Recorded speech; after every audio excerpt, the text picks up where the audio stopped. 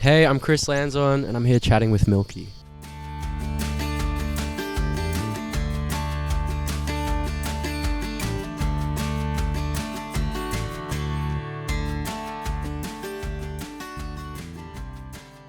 I've always wanted to make an album, but I was always scared of doing it. I was just like, when is the right time to do this? And I had this realization about a year ago. I was like, I don't think there's ever going to be a right time. I'm never going to feel ready for it. I really want to do it, and I think I just need to go for it. So I threw myself in the deep end, and I'm so proud of how it all worked out. So the album's called You're Missing the Best Part, and that title kind of came towards the end of the process, and it was from a lyric in one of the songs.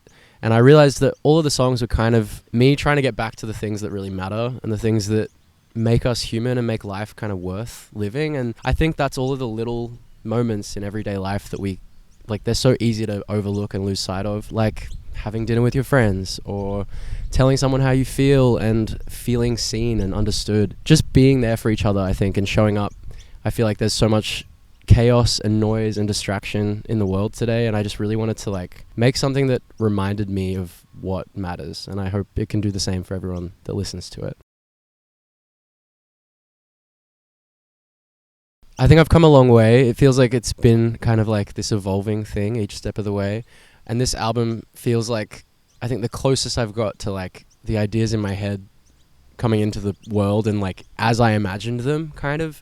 This album was a lot more communal. I made it with a lot of my friends instead of my older music, which was a lot of just me alone in my bedroom, kind of tinkering away for months and months and months. This was a very fun process, and I had all my friends playing with me. We recorded a lot of it live, and I think you can really feel that in the music. So it feels like kind of an expansion and evolution of what I've always been trying to reach for.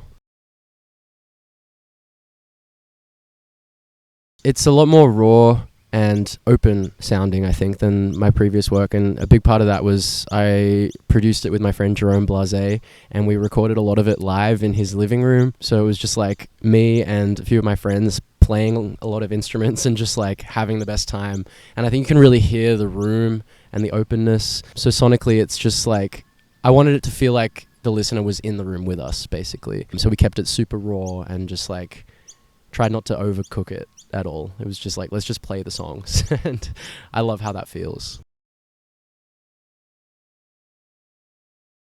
Working with a bunch of people that you really trust is a really rare thing, and a thing I feel really lucky to be able to do. And I think opening up the process in that way and having your friends work with you allows you to explore things that you might not have even really seen for yourself. In the writing process particularly, there were a few times where I'd be shying away from saying certain things because I feel it's super personal and I'm scared to talk about it. And my friends would be like, hey, maybe you should talk about this thing, or maybe you should try and say this thing this way because I feel like you're kind of dancing around it. And it's I think that accountability and that just pure honesty really comes through when you're kind of working with people who really see you for who you are. So I think they really brought that side out of me, and I am very grateful for that.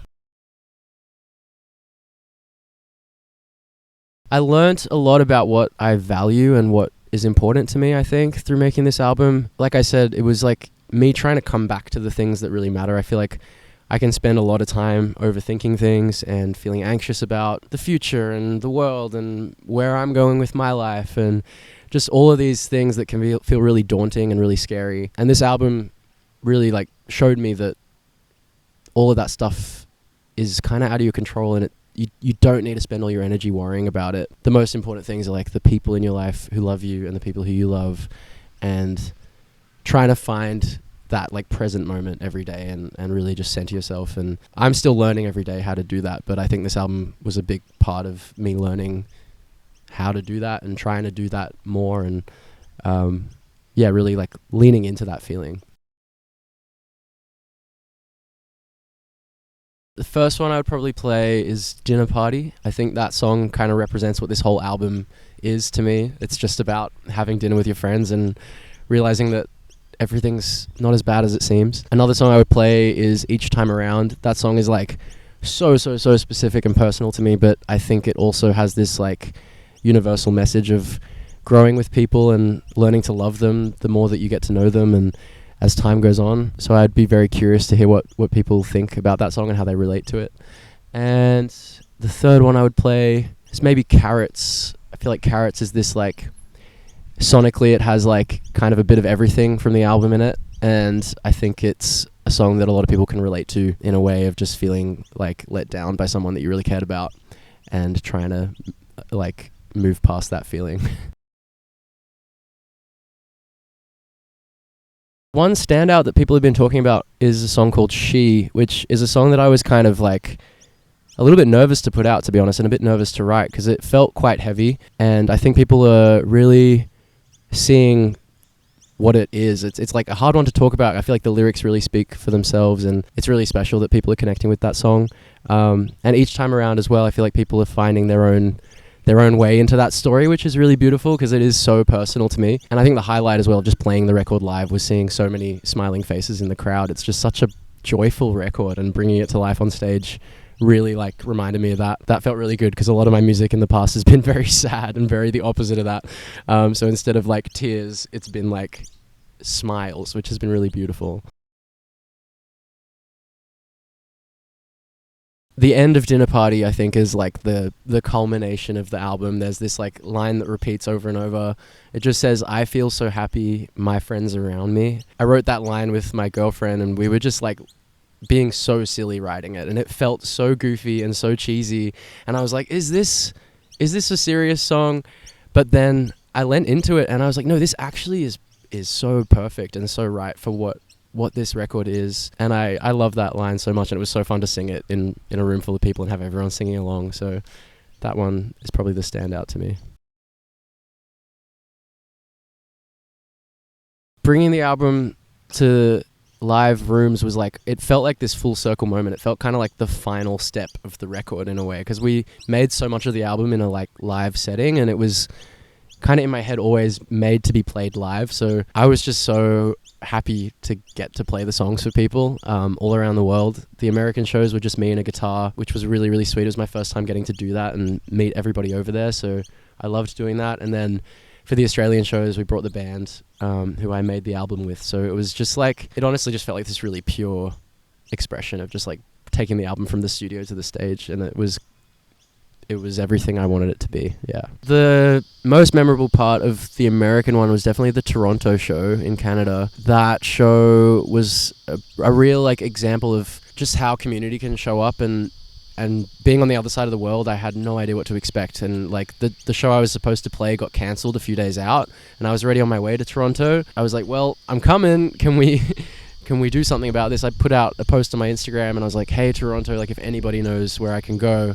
And we found this beautiful, beautiful bar. It was honestly like the sweetest night of the tour. We like made it all happen and come together. And that was just a real, like, it was a surreal moment of like, oh wow, there are people here on the other side of the world who want to show up for me and like hear these songs. And we were just singing them together, and it was like the best night.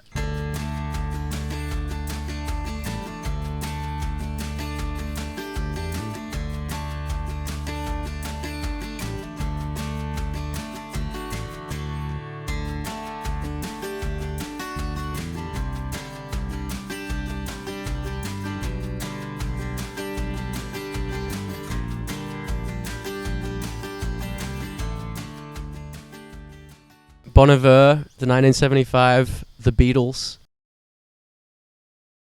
Gracie Abrams right now maybe, Phoebe Bridgers. This year, Heavy Metal by Cameron Winter. Almost Famous. This is awesome. Miley Cyrus. The 1975. Twinkle Twinkle Little Star. A Spice Girl.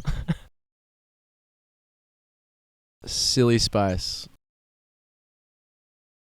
The Enmore Theatre. I hate karaoke.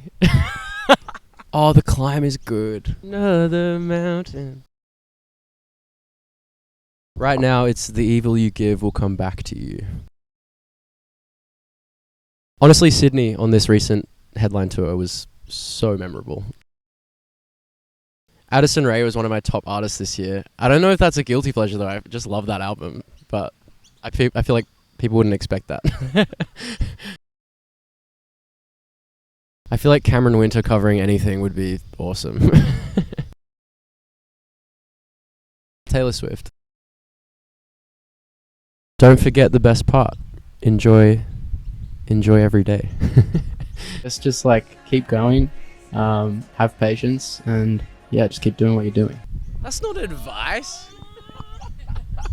Is that advice? Keep going. The Alchemist by Paulo Coelho, I think that's how you say it.